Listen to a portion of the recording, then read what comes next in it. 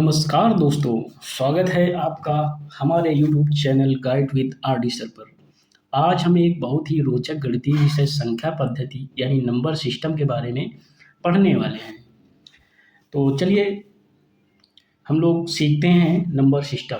क्या आपने कभी सोचा है कि हम 1, 2, 3 जैसी संख्याएं क्यों लिखते हैं और कंप्यूटर सिर्फ जीरो और एक को ही क्यों समझता है। तो सबसे पहले हम जानेंगे संख्या पद्धति की परिभाषा।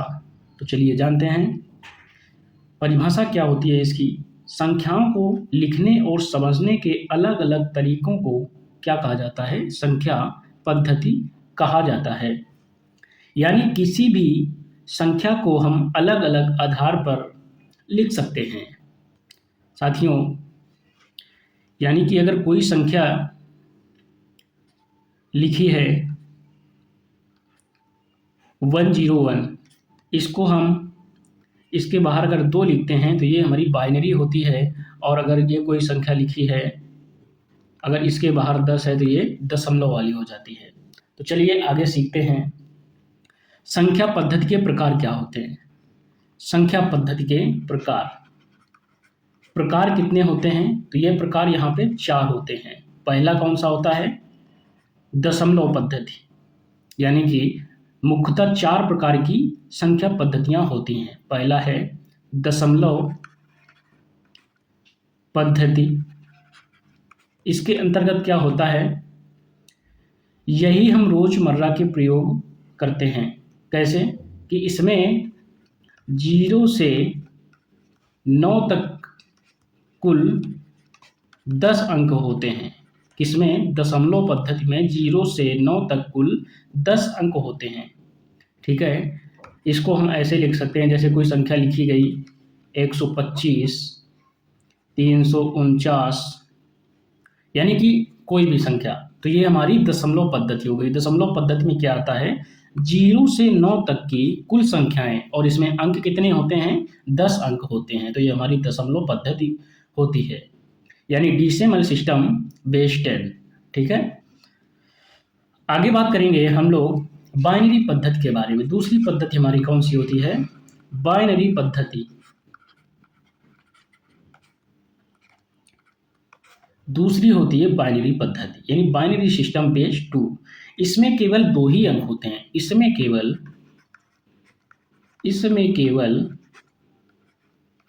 2 ही अंक होते हैं। वो कौन कौन से होते हैं, 0 और 1। और ये किसकी भाषा होती है, कंप्यूटर की। उदाहरण के लिए जैसे हम लिख दें 1 0 1 1 और बेस में 2, तो ये हमारी बाइनरी पद्धति के अंतर्गत आ जाएगी। आगे हम लोग देखेंगे ऑक्टल पद्धति।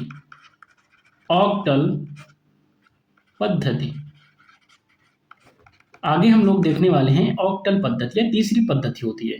इसके अंतर्गत 0 से 7 तक के, यानी कि 0 से 7 तक के अंक होते हैं। 0 से 7 तक के अंक होते हैं। कुल नंबर इसमें होते हैं 8।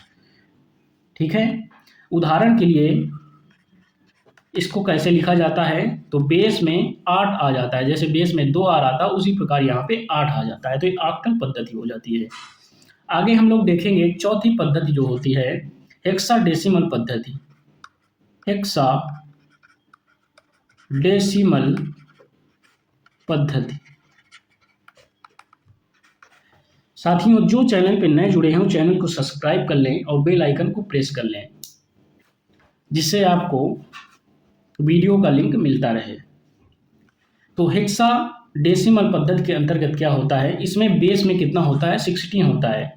इसमें कुल नंबर जो होते हैं 0 से 9 तक के अंक यहाँ पर होते हैं। 0 से 9 तक के अंक होते हैं और A से F तक के अक्षर भी आते हैं। ABCD के A से F तक के अक्षर भी आते हैं। उदाहरण के लिए हम बता दें कैसे लिखा जाता है, 2F बेस में 16। ये हेक्साडेसिमल पद्धति कहलाती है। चलिए साथियों, आगे हम लोग देखते हैं परिवर्तन कैसे करते हैं। हम लोग अब देखेंगे इनका परिवर्तन कैसे होता है। सबसे पहले हम लोग देखेंगे कि एक पद्धति से दूसरी पद्धति में संख्या कैसे बदली जाती है। जैसे पहले हम देखेंगे दशमलव पद्धति से दशमलव से बाइनरी में कैसे बदलते हैं। दशमलव से बाइनरी में कैसे बदलते हैं। मान लीजिए, माना 13 एक बाइनरी संख्या है। क्या है? 13 को हमें बाइनरी में बदलना है। 13 को हमें बाइनरी में बदलना है। तो सबसे पहले हम क्या करेंगे, 2 से भाग लगाएंगे। इसमें रिमाइंडर जो बचेगा उसको हम लिखेंगे। जैसे कि 13 में 2 से भाग किया तो ये पूरा चला जाएगा कि एक शेष फल बचेगा। साथियों 6 बार भाग जाएगा और शेष कितना बचेगा, यहाँ पर 1 बच जाएगा। धीरे से सीखेंगे और सीखते चले जाएंगे, पता नहीं चलेगा आप कब सीख गए इस चीज़ को। उसी तरीके इस 6 को फिर से 2 से भाग कराएंगे तो ये 3 से पूरी तरह, यानी 3 बार में पूरी तरह डिवाइड हो जाएगा। शेष फल यहाँ क्या बचेगा, शेष बच जाएगा आपका 0। उसी प्रकार फिर से 3 को 2 से भाग देंगे, 3 को फिर से 2 से भाग देंगे तो रिमाइंडर कितना बचेगा, यहाँ पर 1 बचेगा। ठीक है, भाग जाएगा 1 बार और रिमाइंडर यहाँ पर 1 बचेगा। अब बचा 1 को फिर से 2 से डिवाइड करेंगे, भाग तो जाएगा नहीं, 0 बार जाएगा, शेष यहाँ क्या बच जाएगा, 2 में 1 घटाएंगे 1 बच जाएगा। ठीक है साथियों, अब शेष को उल्टा पढ़ते हैं हमेशा, यानी कि यहाँ से ऊपर से नहीं पढ़ेंगे, हम लोग नीचे से ऐसे जाएंगे ऊपर की ओर। तो इसको लिखते कैसे हैं,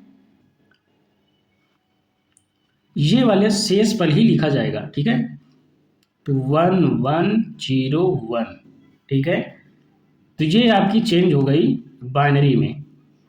ठीक है, यानी कि 13 दशमलव, यानी कि दशमलव पद्धति से हम बाइनरी में आए थे, तो 13 को हमने बाइनरी में बदल दिया तो ये कितना हो गया, 11 0 1 और बेस में 2 हो गया। तो ये हमारी दशमलव पद्धति हो गई, दशमलव से बाइनरी में परिवर्तन के लिए।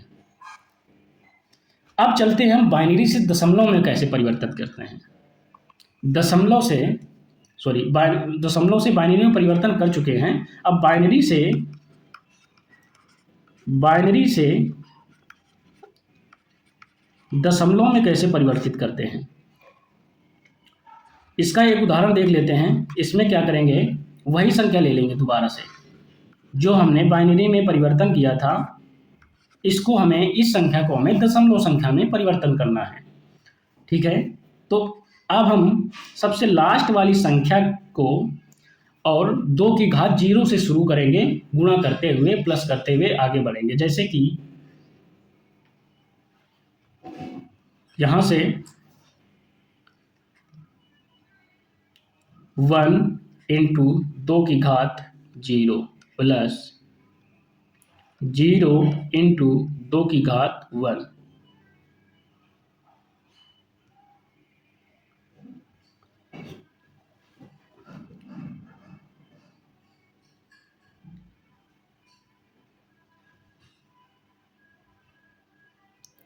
इसके बाद में प्लस 1 इंटू 2 की पावर 2 हो जाएगा।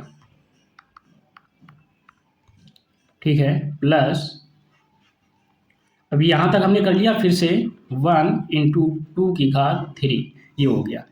अब यहाँ पे इसको, जिसकी घात 0 होती है उसका मान 1 होता है, ये हो गया आपका 0। इसके बाद में ये कितना हो जाएगा, 1 का गुणा इसमें होगा तो ये 4 हो जाएगा, 1 इंटू 4 प्लस ये हो जाएगा 1 इंटू 8। तो ये टोटल कितना हो गया, 1 और ये 4 और ये 8, तो 8 4 12 और 1 13, फिर से वही चीज़ आ गई। ठीक है, बेस 10 यहाँ पे लिखा जाता है, यानी बाइनरी से हम दशमलव में परिवर्तन कर रहे हैं। ठीक है, तो ये हम बाइनरी से दशमलव में परिवर्तन करना सीख गए। इसका यूज कहाँ कहाँ होता है, चलिए देख लेते हैं इसकी उपयोगिता कहाँ कहाँ होती है। यानी कि दशमलव प्रणाली रोज़मर्रा की ज़िंदगी में भी इसका प्रयोग होता है। बाइनरी प्रणाली में कंप्यूटर और मोबाइल में होता है। ऑक्टल और हेक्साडेसिमल प्रोग्रामिंग व डिजिटल इलेक्ट्रॉनिक्स में होता है। आगे हम लोग देखेंगे साथियों, तो यह क्लास आपको कैसी लगी हमें कमेंट्स में ज़रूर बताइएगा। आज हमने सीखा कि संख्या पद्धति क्या होती है, इसके प्रकार कौन कौन से हैं और एक प्रणाली से दूसरे प्रणाली में संख्या कैसे बदली जाती है। आप खुद प्रैक्टिस कीजिएगा और संख्याओं को अलग अलग पद्धति में बदल कर देखिएगा। अगर आपको यह वीडियो अच्छा लगा हो तो एक लाइक कीजिए, चैनल को सब्सक्राइब कीजिए और अपने दोस्तों के साथ शेयर कीजिए। धन्यवाद।